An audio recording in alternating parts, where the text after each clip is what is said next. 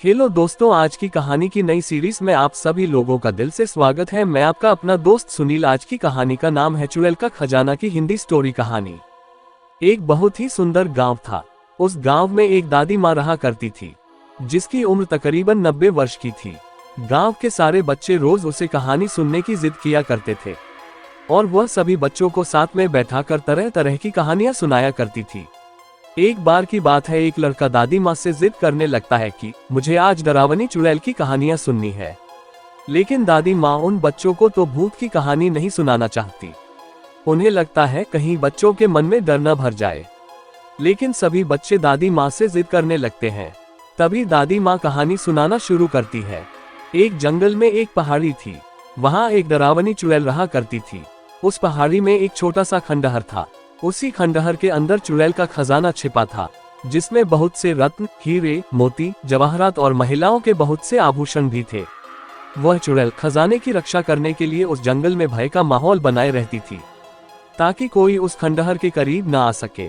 लेकिन एक दिन एक लकड़हारा लकड़ी काटने के लिए उस जंगल में प्रवेश कर गया और जलाव लकड़ी की तलाश में जंगल के मध्य भाग तक पहुंच गया, जहां उस चुड़ैल का खंडहर बना था। खंडहर के आसपास बहुत सी सूखी लकड़ियां पड़ी हुई थी।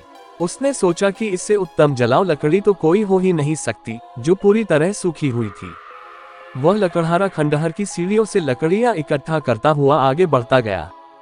जैसे ही वह द्वार तक पहुंचा, वहां एक बहुत ही विशाल दरवाजा था, जो पूरी तरह लकड़ी का बना हुआ था। लकड़हारे ने आज से पहले इतनी खूबसूरत कारीगरी कभी नहीं देखी थी। जैसे ही उसने उस दरवाजे को स्पर्श किया है, उसे अजीब सा एहसास हुआ। उसे ऐसा लगा मानो कोई उसे अंदर बुला रहा हो। मदहोशी की हालत में लकड़हारा अंदर प्रवेश कर गया। खंडहर के अंदर जाते ही उसकी आंखें चकाचौंध हो गई।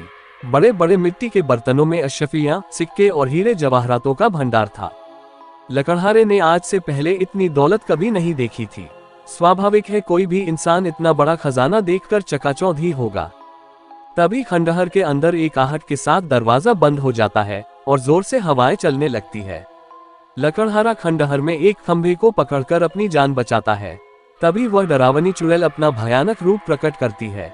ये देखते ही लकड़हारा बेहोश हो जाता है और इसी हालत में लकड़हारे की एक रात गुजर जाती है। और जब लकड़हारे को होश आता है तो वहाँ चारों तरफ केवल पेड़ ही पेड़ दिखाई देते हैं। लकड़हारे को कुछ समझ नहीं आता कि वह यहाँ कैसे पहुंचा।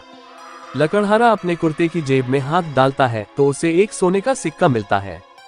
वह ये देखकर बहुत प्रसन्न हो जाता है। वह सोचता है उसकी जान बच गई और उसे इतना बड़ा सिक्का भी मिल गया, जिससे उसका खर्चा तो चल ही जाएगा।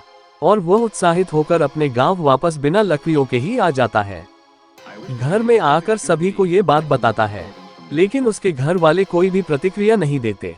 उसे लगता है मैं इतनी जोर जोर से सबको अपनी बातें बता रहा हूँ, लेकिन कोई मेरी बातें सुन क्यों नहीं पा रहा।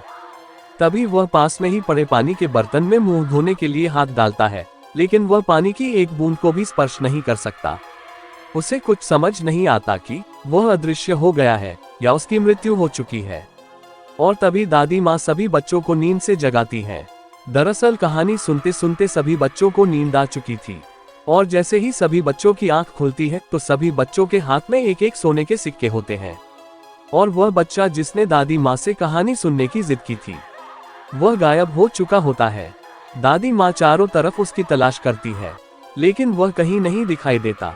सभी बच्चे सोचते हैं आखिर वो गया कहाँ। वह बच्चा रहस्यमयी लड़का बनकर रह जाता है।